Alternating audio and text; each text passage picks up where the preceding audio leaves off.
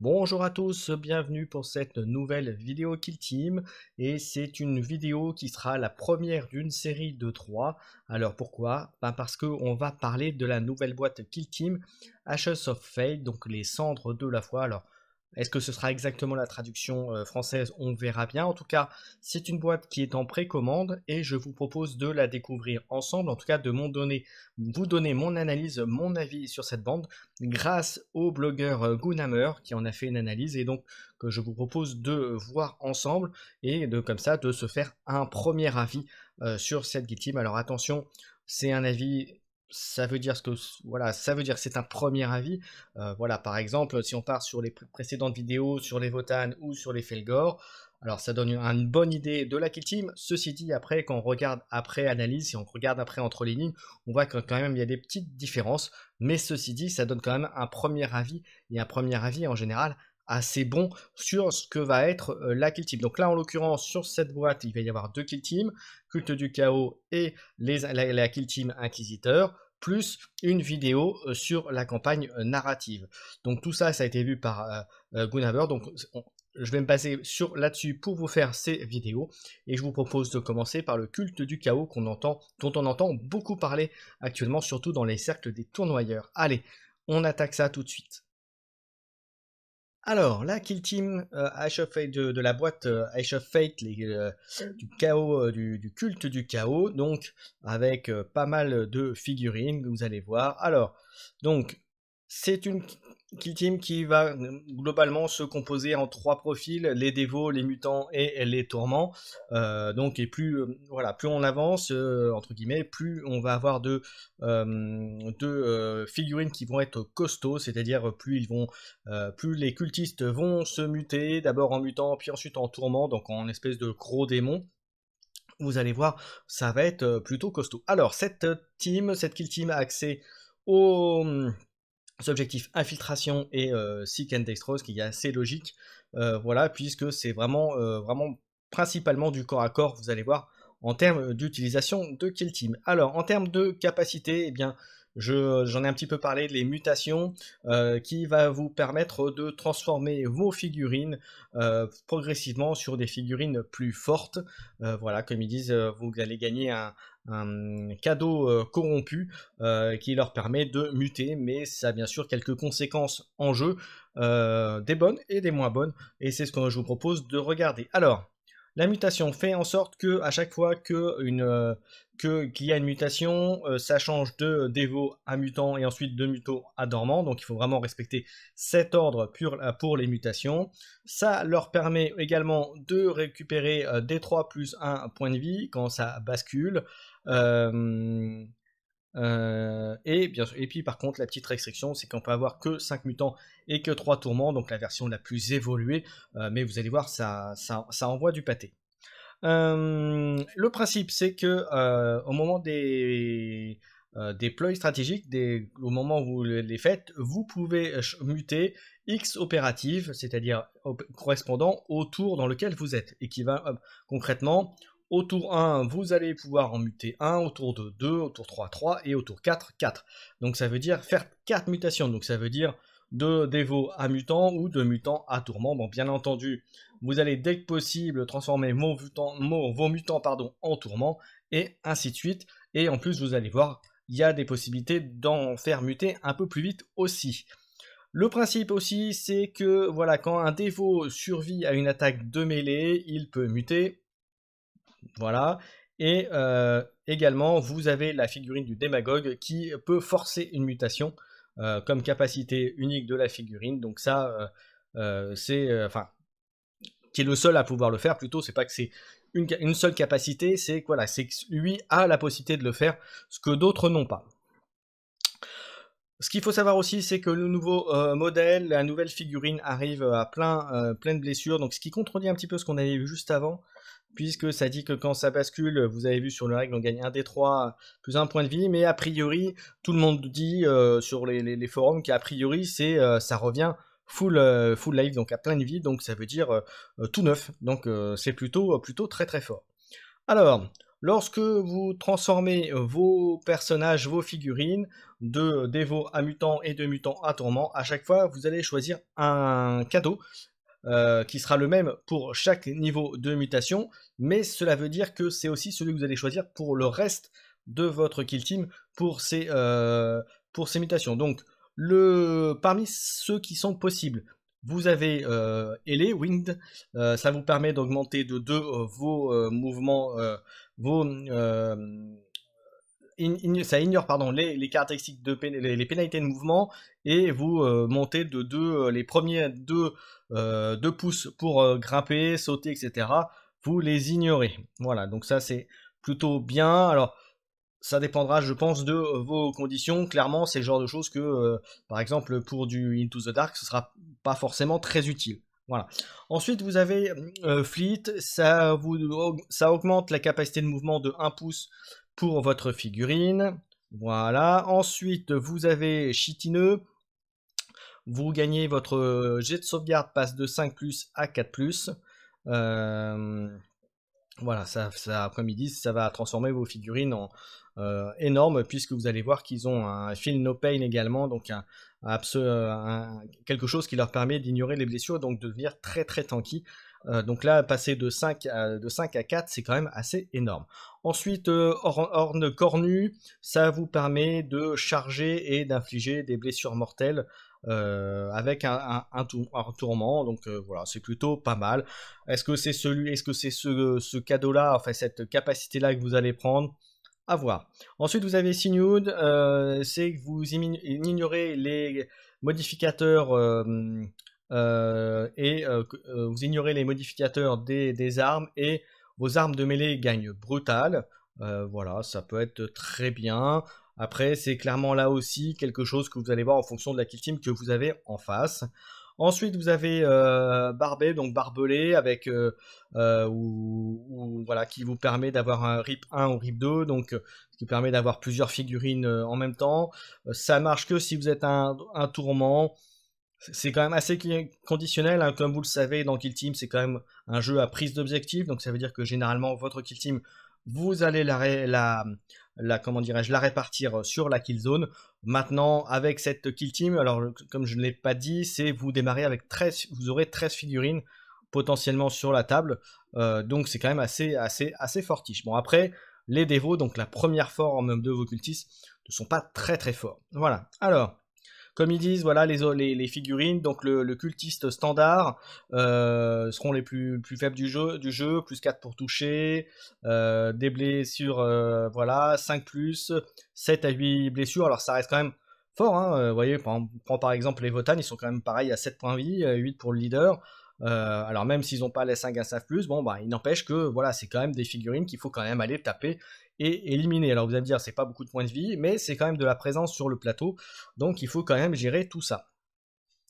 Et donc vous pouvez avoir jusqu'à 15 figurines sur le plateau, donc c'est plutôt très bon. Vous pouvez avoir parmi les 15 opératives 15 ou 13 après en fonction de ce qu'il y a choisi, un démagogue, un iconarche, un minwatch, des lames bénies et 10 dévots.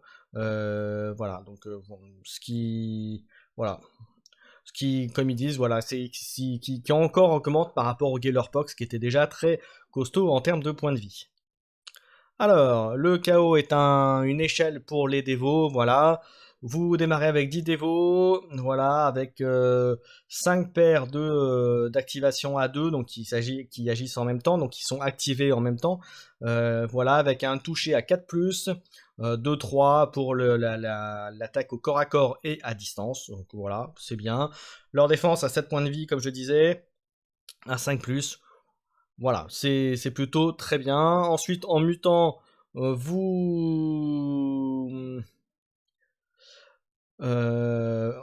vous perdez la possibilité de faire des actions de mission, ou si vous le faites, ça vous coûtera une mission un coup de 1 point d'action supplémentaire pour le faire. Voilà, mais en revanche, vous gagnez une attaque en plus, 3-4 dommages. un 5 plus Feel No Pain. Donc voilà, Feel No Pain, on rappelle ce que c'est une capacité, vous lancez les dés, là en l'occurrence si vous faites 5 ou plus, il ne se prend pas de dégâts, donc vous faites pour chaque point de dégâts subi par la figurine, donc c'est plutôt pas mal. Relentless et Rending, donc là pour faire des dommages au corps à corps, c'est plutôt très bon. Et ensuite les tourments, les chaos tourments, donc la dernière forme là, d'amélioration de vos figurines, ça va monter à 13 points de vie, plus une attaque et un dommage, voilà un cadeau supplémentaire parmi ceux qu'on a vu tout à l'heure. Voilà, après ce qu'il y a de choses, après c'est des, voilà, comme il dit, c'est des figurines qui sont assez grosses, donc qui vont être faciles à toucher. Ceci étant dit, 13 points de vie, vous pouvez en avoir, vous avez vu, ça peut aller très vite, et puis ça peut aller crescendo, donc à voir. Ensuite, qu'est-ce que ça nous dit? C'est que le Chaos C-Suite, c'est que vous avez accès à 4 leaders différents, donc vous choisissez celui que vous voulez.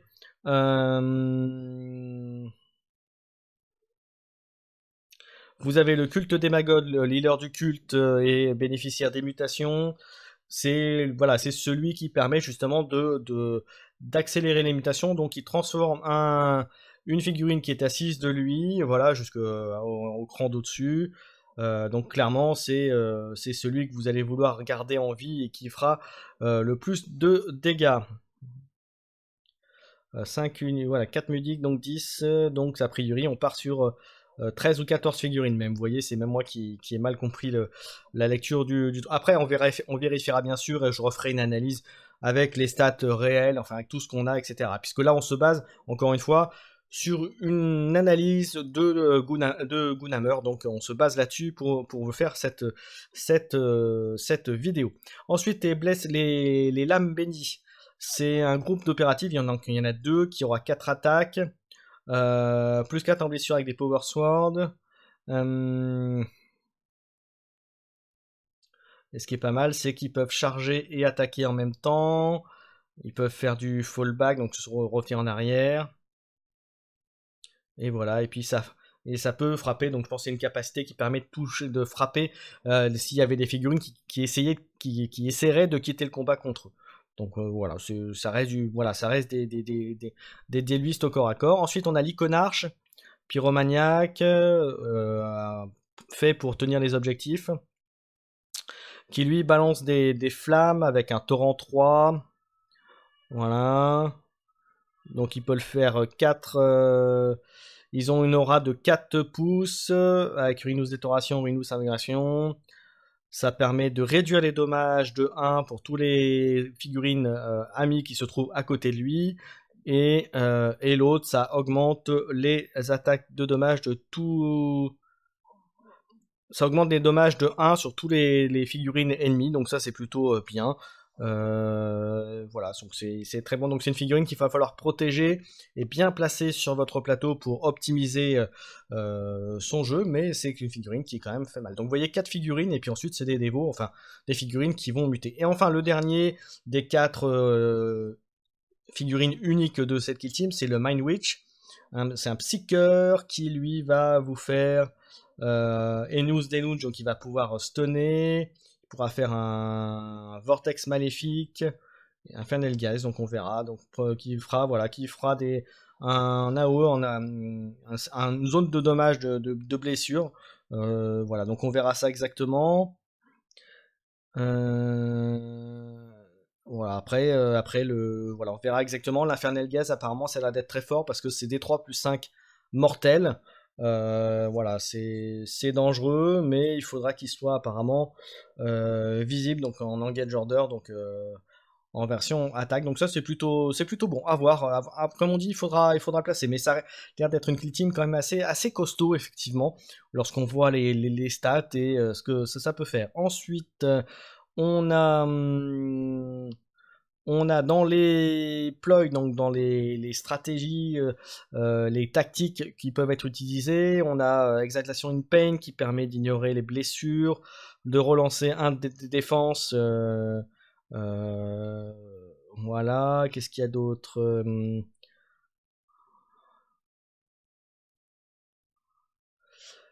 Ouais, il y a Fervent Onslaught, ça permet de faire ouais, peut-être une relance, un dommage. Creature of Nightmare qui permet de contrôler les objectifs comme s'ils avaient un appel de plus. Non, c'est à faire que les autres comptent pour un appel de moins, pardon. Sickening Aura, voilà, ça réduit les valeurs de combat, aussi bien de tir et de combat aux figurines ennemies qui se trouvent à 2 pouces. Voilà, donc il y a vraiment des trucs sympas. Puis après, c'est voilà, après c'est d'autres petites choses, mais ça vous verrez directement quand la Kill Team sortira. Ah, il y a un truc qui est pas mal aussi, ça permet de Friends and Demise, qui permet en fait, lorsque vous êtes sur le point de perdre une figurine notamment, vous pouvez faire en sorte que cette figurine, un mutant ou ce torment, explose pour faire D3 ou D6 à une figurine ennemie. Ouais, c'est bien, plutôt que de la perdre, ça peut être sympa. Alors après, il faudra avoir le coup en point de combat, mais il faudra avoir ça. Et un Ledge de démon, ça peut être sympa aussi parce que ça vous permet de faire une action de combat ou voilà, donc potentiellement deux actions de combat sur une seule activation, ce qui peut être fort. Comme c'est des figurines à profil clairement de mêlée, ça me paraît plutôt pas mal. Ensuite, en équipement, on a le trophée. Ouais, des trucs assez classiques, rien de vraiment exceptionnel a priori. On verra de toute façon ça plus en détail lorsque ça sortira. Mais clairement, ça va être une kill team il va falloir faire très attention à elle. D'une part parce que ça va être une kill team dite entre guillemets populeuse, mais qui au fur et à mesure de la partie va devenir très forte, va se renforcer, et puis il va falloir gérer les points de vie des figurines que vous aurez en face. Ensuite, en niveau de TACOPS, on a Tear Truth. Ça ressemble un petit peu là au TACOPS de reconnaissance. Si vous arrivez à mettre 2 tourments à 2 pouces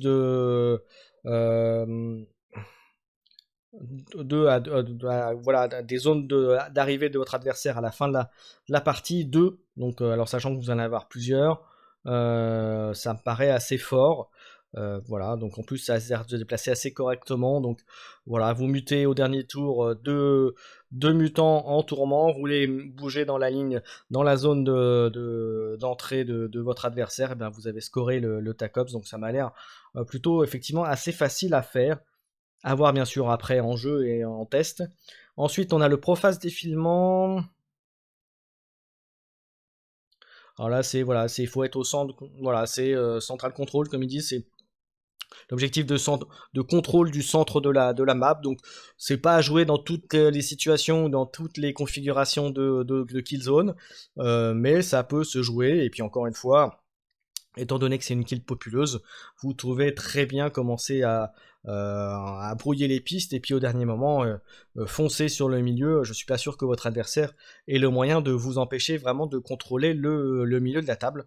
Voilà, donc je pense que ça a l'air plus fort que ce que nous dit même Gunhammer, qui lui pense que c'est pas très fort, mais je pense qu'au contraire, comme c'est une kill team populeuse, vous pourrez très bien brouiller les pistes et puis au dernier moment vous retrouvez au milieu et il verra pas ça venir. Voilà, clairement, ça peut surprendre. Alors bien sûr, vous allez devoir l'annoncer à un moment ou un autre, mais ça peut faire mal. Voilà, puis à la limite, ça peut être une bonne tactique de bluff aussi. Et enfin, le dernier, c'est Blood Offering, une variante de l'élimination des gardes. Donc là, pareil, ça a l'air assez simple. Voilà, c'est du kill, et puis comme c'est du tuer, c'est de la tuerie, on rentre dedans, on va taper dans les figurines ennemies. C'est exactement l'objectif de la kill team, donc ça me paraît pas super compliqué. Alors, qu'est-ce qu'on peut en dire de cette kill team? Eh ben écoutez, ça m'a l'air d'une kill team, il va falloir compter là-dessus. Ça m'a l'air beaucoup plus fort que les Gellerpox, beaucoup plus polyvalent. Alors, moi je commence à lire sur les forums, il y a des gens qui commencent à se plaindre en disant elle est trop forte, on va avoir du mal à gérer, il va y avoir 13 points de vie sur les tourments. Ok, mais voilà, mais si vous gérez bien vos premiers tours, il faut quand même que votre adversaire, donc celui qui va jouer les cultistes, arrive à gérer les points de mission et ce genre de choses. Donc voilà, rien n'est possible. Mais c'est sûr que contre ce 4 kill team, on va dire plutôt les 2 derniers tours sur les 4, hein, comme on rappelle en général c'est sur 4 tours à Kill Team, les 2 derniers tours vous risquez de, comme on dit vulgairement, morfler sévèrement. Mais bon, en tout cas, Kill Team intéressante, Chaos Cult, voilà. On a fait un petit peu le point là-dessus. J'espère que cette vidéo vous a plu. N'hésitez pas à commenter, à liker, à vous abonner à la chaîne. Et on se retrouve très bientôt pour la deuxième partie d'analyse de la boîte Edge of Fate. Voilà, et donc on analysera cette fois-ci la Kill Team des Inquisiteurs. Et puis j'en profite, si cette boîte vous intéresse ou si du contenu Kill Team vous intéresse, enfin des boîtes Kill Team vous intéressent, n'hésitez pas à aller voir la boutique de notre partenaire MaxiRêve, voilà, sur lequel, si vous dites que vous venez de la chaîne, vous pouvez avoir 10% de réduction, alors hors précommande, mais en tout cas sur le reste des produits, si vous avez manqué quelque chose et que vous souhaiteriez le récupérer et que, que la boutique en a, n'hésitez pas à leur faire savoir. Voilà, allez, j'en ai terminé, et bien je vous dis à bientôt tout le monde, ciao ciao.